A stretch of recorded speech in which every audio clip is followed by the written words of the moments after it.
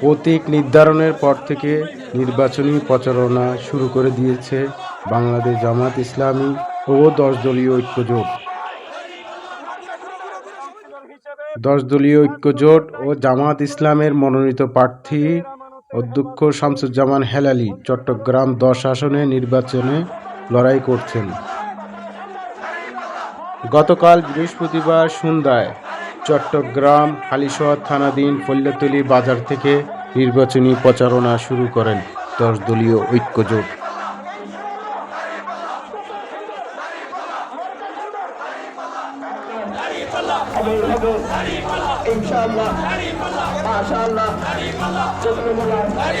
সারা বাংলায় একই জোয়ার একই নামে সবাই বলে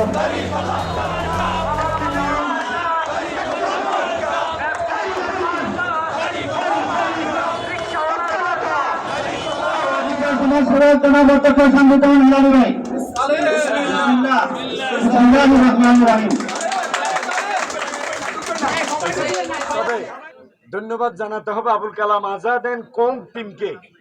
ওনারা ফার্স্ট হয়েছেন আজকে, কারণ মাগরিবের পর হওয়াতে ওনাদের আল্লাহর মেহেরবানি বাজারে লোকে লোকারণ্য হয়ে গিয়েছে।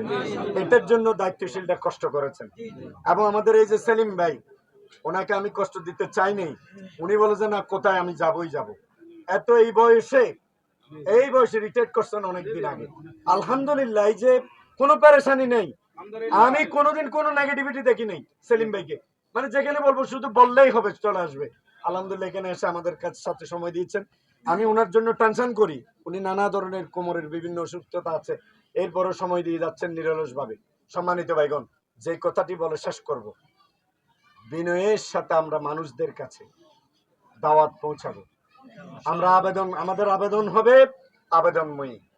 ভাই, জামায়াত ইসলামী 26 নম্বর ওয়ার্ডের চট্টগ্রাম 10 আসনের নির্বাচনী কার্যালয় উদ্বোধন করবেন বিশিষ্ট জননেতা, ঐক্যবদ্ধ বাংলাদেশের জোট মনোনীত প্রার্থী, 10 দলীয় জোটের মনোনীত প্রার্থী অধ্যক্ষ শামসুজ্জামান হেলালী। বিসমিল্লাহ বিসমিল্লাহ। কোনা করে প্রার্থীকে শাল উপহার দিবেন।